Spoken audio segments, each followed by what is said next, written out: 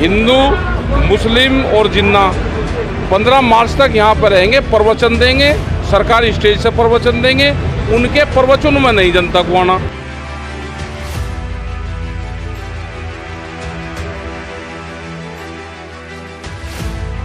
अब 13 महीने की ट्रेनिंग दिल्ली में होने के बाद में अगर चुनाव में बताना पड़ेगा चुनाव में क्या रहेगा, तो इसका मतलब ट्रेनिंग किसानों की कच्ची रही। शासनी जो है इसकी सड़क देख के वोट दे देना, किसको देनी है, एक बार जाना यहाँ से शासनी। अलीगढ़ पहुंचे राकेश टिकैत ने भाजपा पर जमकर किए प्रहार, गठबंधन से समझौते के सवाल पर साधी चुप्पी। चुनाव को लेकर दिया बयान, जिन्ना मंदिर व हिंदू मुस्लिम 15 मार्च तक उत्तर प्रदेश के हैं मेहमान। दरअसल पूरा मामला जिला अलीगढ़ के तहसील इगलास के कस्बे का है, जहां टिकैत गुट के पदाधिकारियों के यहां शादी समारोह में शिरकत करने पहुंचे टिकैत गुट के राष्ट्रीय प्रवक्ता राकेश टिकैत के द्वारा 2022 के चुनावों को लेकर बड़ा बयान दिया गया है। टिकैत गुट के द्वारा कहा गया कि हिंदू, मुस्लिम व जिन्ना मंदिर मस्जिद जैसे मुद्दों को 15 मार्च तक एग्रीमेंट पर लाया गया है। इन सब से बच जाएंगे तो किसान खुद ही सरकार बना लेंगे। वहीं दूसरी ओर राकेश टिकैत के द्वारा गठबंधन के सवाल पर चुप्पी साधी है। उनके द्वारा कहा गया कि गठबंधन किसका है और गठबंधन काहे का। उन्हें गठबंधन के बारे में कुछ नहीं पता। जब उनसे गठबंधन के समर्थन के बारे में बात कहनी चाहिए तो उनके द्वारा चुप्पी साध ली गई।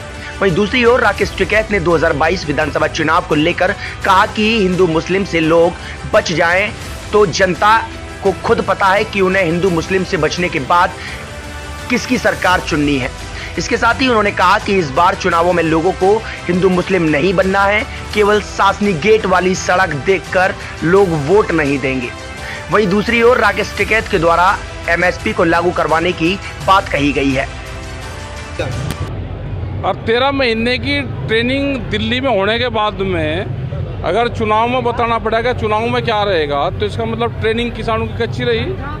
आधे रेट में फसल बेच के, आलू को आधे रेट में बेच के अब भी चुनाव की बतानी पड़ेगी कि क्या करना है चुनाव में। नहीं, आपका जो है क्या किसी पार्टी की तरफ बता तो दिया रहे भाई, किसान आधे रेट में अपनी फसल को बेच के और उसको चुनाव में क्या करना वो हमको थोड़ा बताना।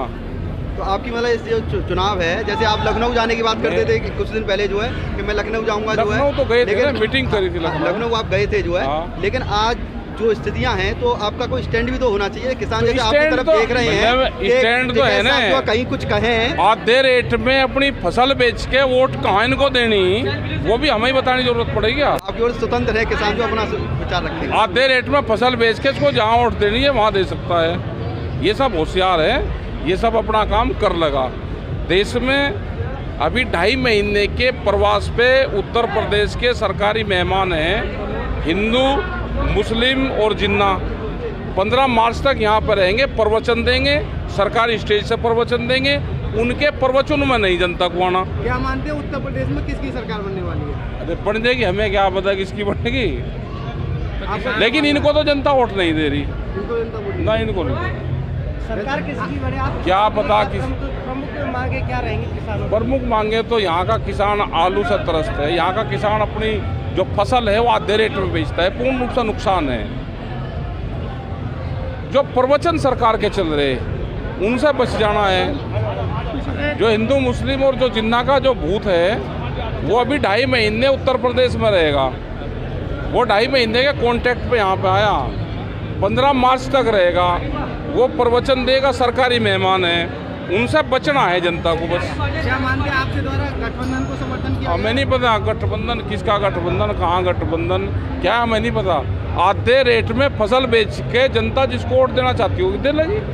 क्या आपको नहीं लगता कानून अभी तक लागू नहीं हुआ है? अभी नहीं हुआ। सरकार को 31 तारीख में हमारा पूरा उसमें विरोध प्रदर्शन रहेगा और उस पर एक कमेटी बननी थी, वो कमेटी अभी नहीं बनी।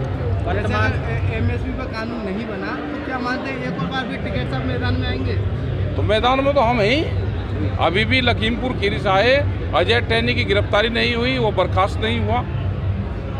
यहाँ जाति और धर्म पे वोट मांगी जाती है और जब तक देश जाति, धर्म और हिंदू मुस्लिम में बढ़ता रहेगा देश विकास नहीं कर सकता। अगर टिकैत साहब से शासनी यहाँ से शासनी जो है इसकी सड़क देख के वोट दे देना, किसको देनी है।